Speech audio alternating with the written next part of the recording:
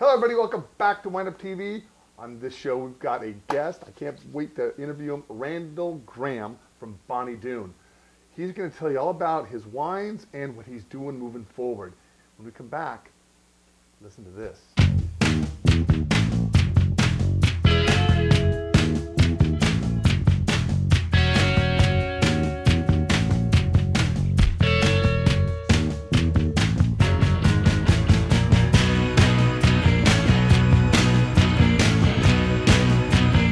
Welcome back. Randall, thank you very much for taking the time. You're up here in Portland, Oregon, going around, and for me to sit here and talk to you after 30 years, following you, on and off, it's been just a true pleasure. There's so much to talk about. I mean, gosh, we can talk about your past, but what I want to focus on is your thought process moving forward. And we had brushed on the fact that, how does an old musician reinvent himself?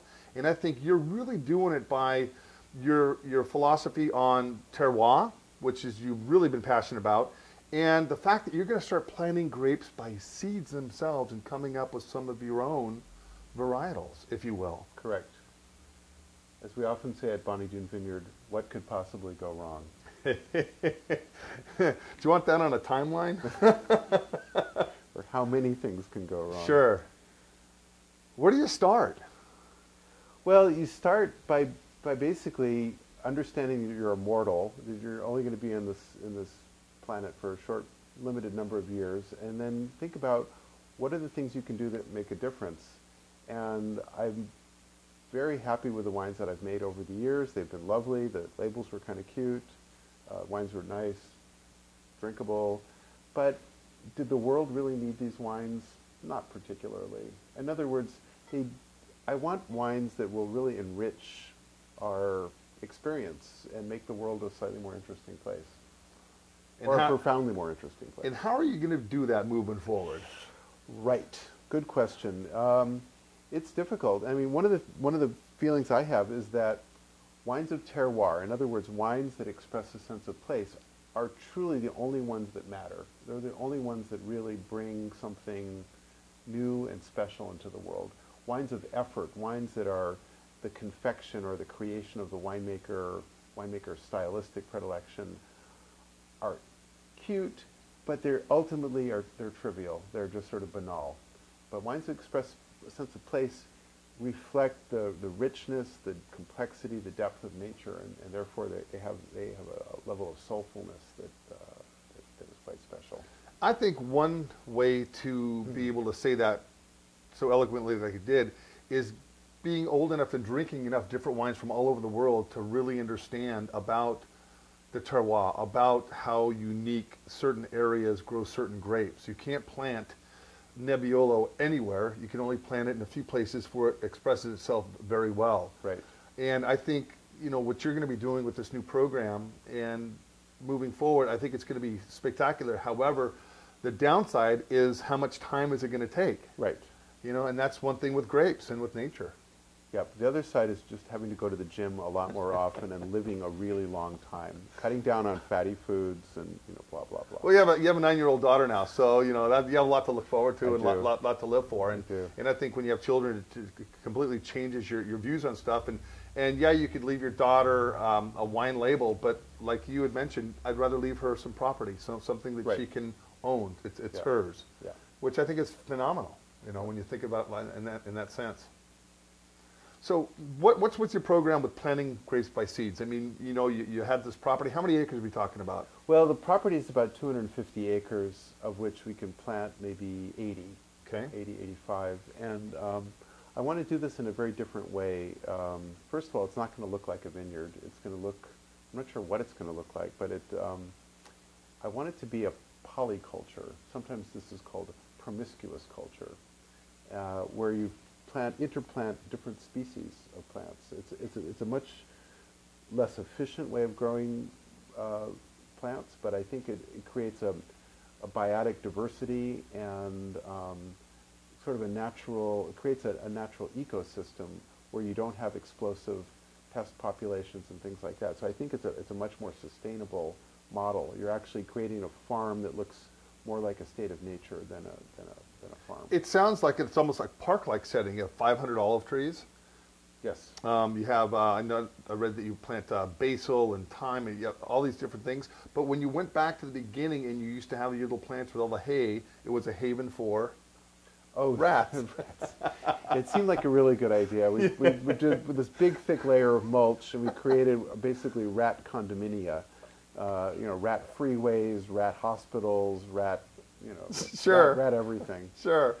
Again, it's a learning curve. Yep. And that's one thing, when you're planting a new vineyard, especially in this caliber where it's pretty much it's uncharted territory, how do you plant it well?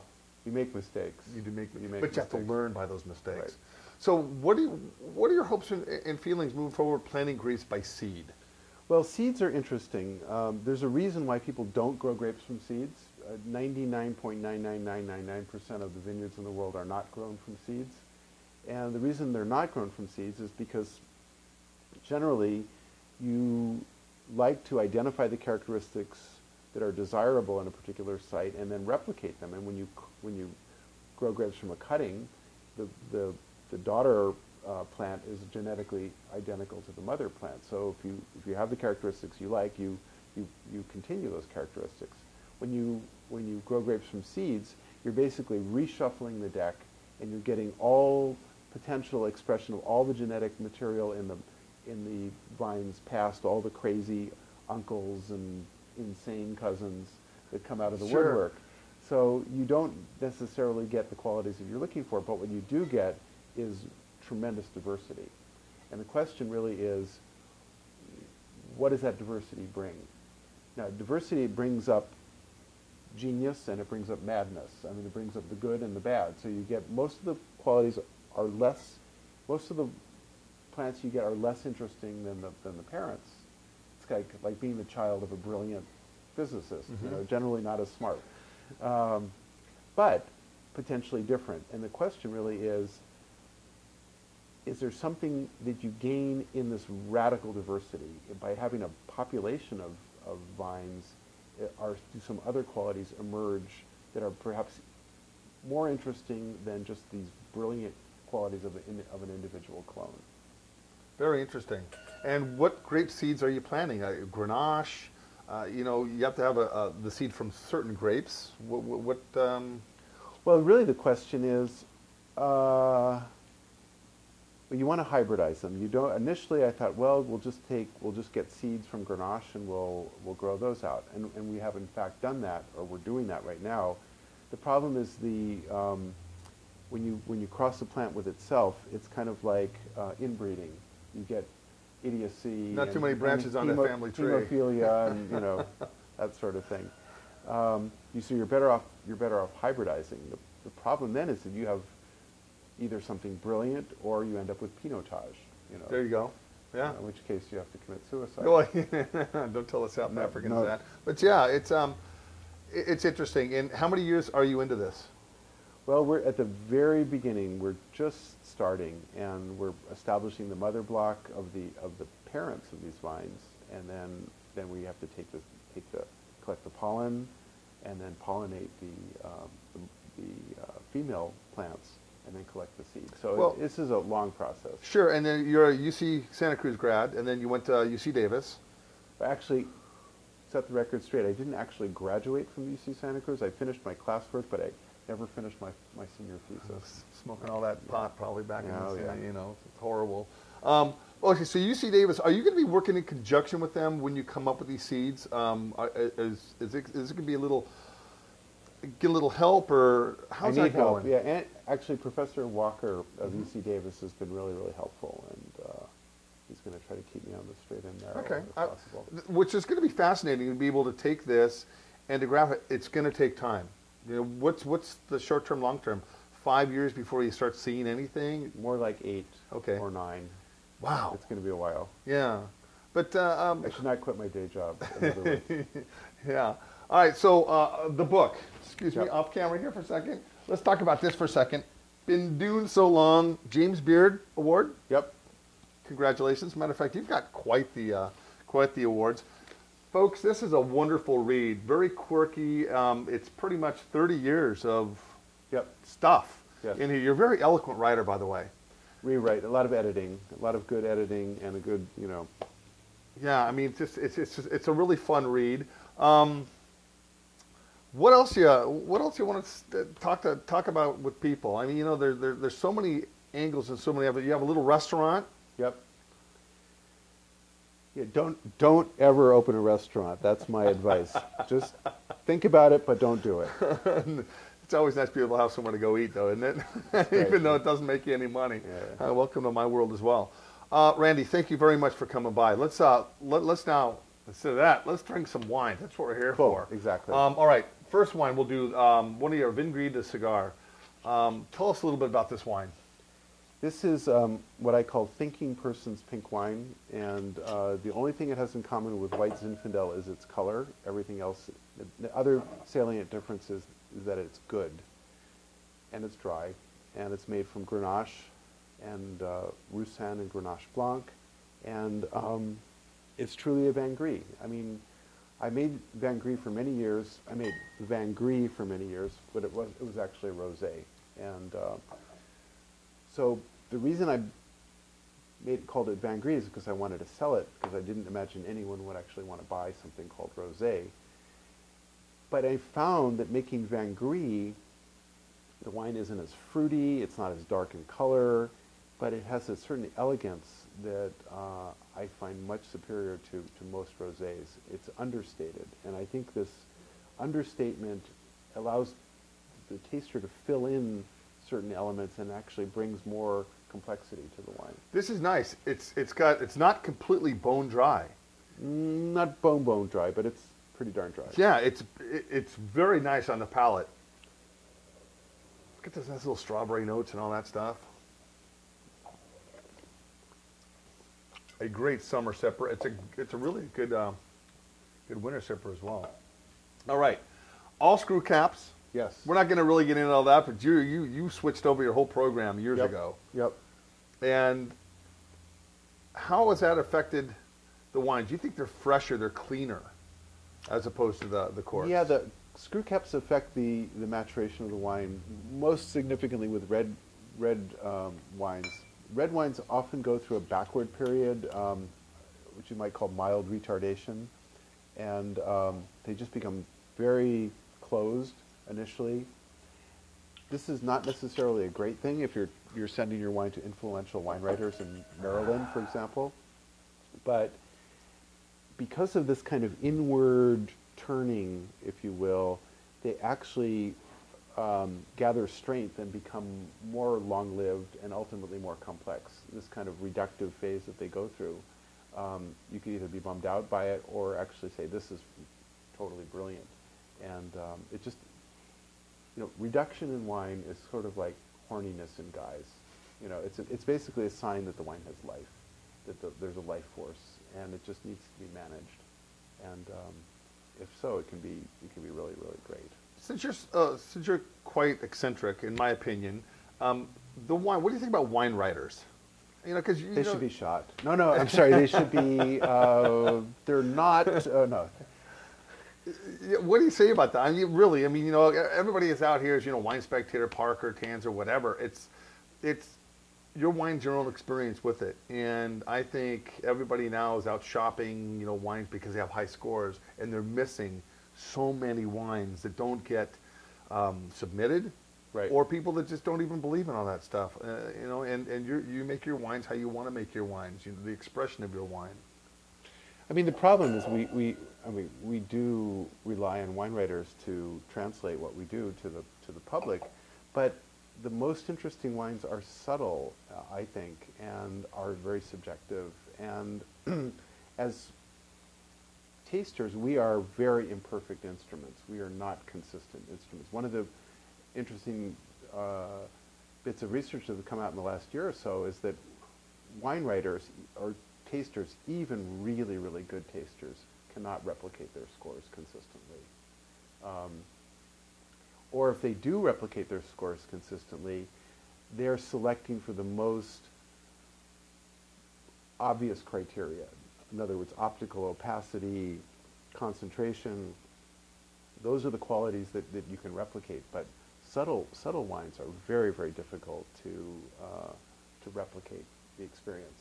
So it's not that there is no such thing as quality. I mean, qualities do exist in wines, but so much is dependent on the mood of the taster, the physiology of the taster, the phases of the moon, the barometric pressure, whether you're hungry or not. There's just so many different aspects that go into the experience. Sure. This next one we're going to talk about, this little cigar volume. This is basically your pride and joy. Correct. It goes all the way back to 84 or 86 when it was 84 released. is the first, vintage, Yeah, and tell us a little bit about, when you first started, you scrapped your Pinot philosophy, and then you found this old line Grenache. Yes. And you thought, wow. Well, I'm not sure what I thought exactly, but I thought, holy shit, this Pinot ain't going anywhere. I better come up with Plan B. And Plan B was Rhone varieties, and I have to thank Kermit Lynch for really turning me on to the idea of Rhone grapes. And at the time, nobody knew anything about Rhone grapes. Nobody knew that Côte Rôtie was not a cool climate site for vineyards. I thought Rôtie, that must be hot. But anyways, so in retrospect, it's kind of miraculous that the wine turned out as well as it did. The first vintage of Cigar Volant, it could just as easily have gone terribly, terribly awry. Who coined you the initial Rhone Ranger? I'm not sure exactly. Believe it or not, that was the Wine Spectator. Okay. And there was I'm sure maybe you've seen I was on the cover of the Wine Spectator in 1989 on their April Fool's issue. There you go. They had a slightly better sense of humor in those days than they have in recent years, I think. But yeah, and then that was amusing. You have quite the following. You're on Twitter, 400,000 people. Matter of fact, guys, I tweeted him last night, and he got right back to me. I'm thinking, this has got to be insane. And like you said, it's like crack cocaine. Yep. It's like I can't get enough. Bad It is news. bad news. Yeah. Yeah, between that and Facebook, and it's where do we find time to work and to balance all that other stuff? Oh, as Maynard G. Krebs once said, work, work. Who works? Who works? Exactly. All right. Is this 100% Grenache? No, this is Grenache, Syrah, Mourvèdre, and Cinsault. And this is our homage to Chateauneuf-du-Pape. So this is the same basic grapes of Chateauneuf-du-Pape. Just a beautiful nose on Thanks. this wine.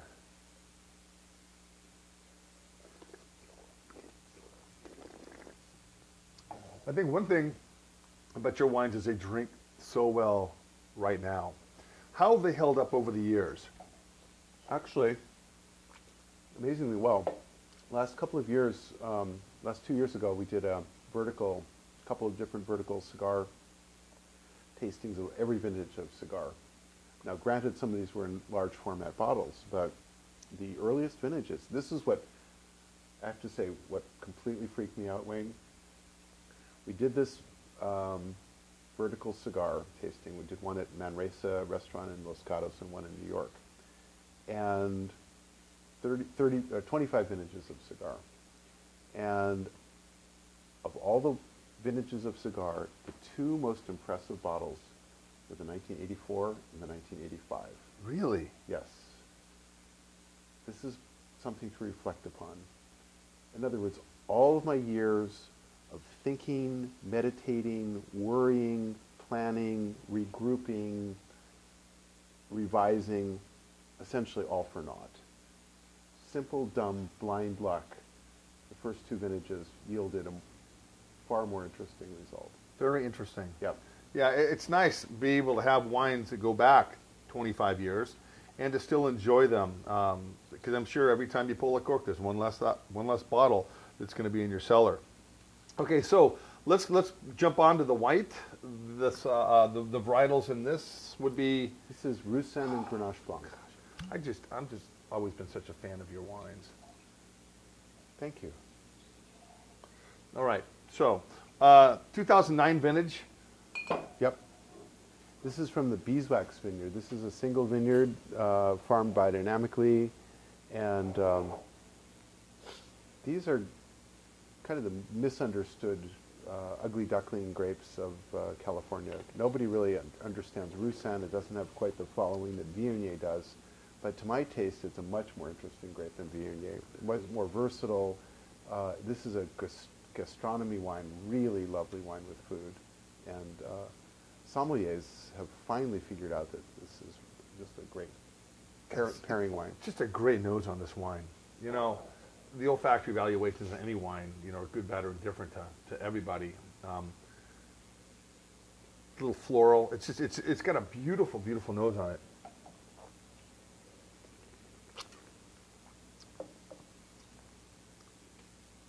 Yum, yum, yum, yum. 2009 vintage, very warm. It's always warm in California. Yeah, yes and no. I mean, look at actually last year. Actually, 09 was 09 was a warm year. 10 and 11 were cooler. Cooler. They're very cool. You know, cooler. So a lot more hang time. In 10 and 11, yeah. In 10 and 11, we didn't get the alcohols, thank God, that we have in previous vintages. So we actually, in 10 and 11, Cigar Blanc is like 12.5% alcohol. Which, may I say, is more European yes. than those dang writers that want all these fruit-forward fruit bombs yep. That California's been known to produce. Which, you know, I'm more old school. I love French wines. I love Italian wines. Wines with lower alcohol, higher natural acidity. Wines for the long run. And your 84, 85s are actually wines. Oh, so this is the other, I'm sorry to interrupt, but the other thing we found in this tasting was that the wines of the cooler vintages, even the 89, which was pretty much universally trashed as a vintage, holding up beautifully. Really, really nice. Very nice.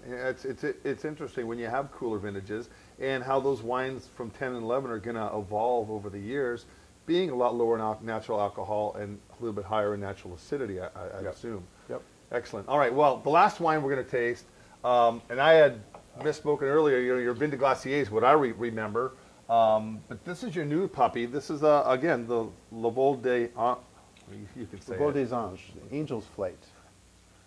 Vol des The Anges. color of this wine is beautiful. So this is an unusual wine. This is a botrytis, naturally botrytis Roussanne. And we've only had this botrytis in 2 vintages in the last 6 years. So this isn't a wine that you make every year. this is a wine I would love to make every year, but we can't consistently make it. Okay. Only in exceptional vintages. Who doesn't like that honeyed nose? I mean, really. Philistines. I don't Yeah. What is there not to like about these wines? I know it's just the only one you swallowed. Oh, well, maybe not. No, got work to do. Yeah, today. we do. Fantastic wine. So this is 100%? 100% Roussanne, yes. Just beautiful wine, beautiful wine. Well, Randy, I know you have other appointments today. I know you're doing a wine dinner tomorrow, or is it tonight? Tomorrow. Tomorrow at the Fish House up at Ringside. the Ringside. Sorry, thank you. The Ringside Fish House. Guys, if you want to get the book, been doing so long, check it out. It's a great read. And Randy, man, I look forward to coming down and eating at your restaurant because you need some more customers. Guys, if you're ever down in Santa Cruz Mountains, go to this restaurant. Anyway, shamelessly plug that. You have a wonderful wine club, and I'll put links to everything on my website and this video. So, man, it's my pleasure, and Thanks so much, good Ben. journeys with you. I look forward to some of your crossbred grapes in the future. Thank you. Wonderful, guys. Hey, when we come back, we're going to talk to some other iconoclastic rock star. Anyway, you guys have a great afternoon.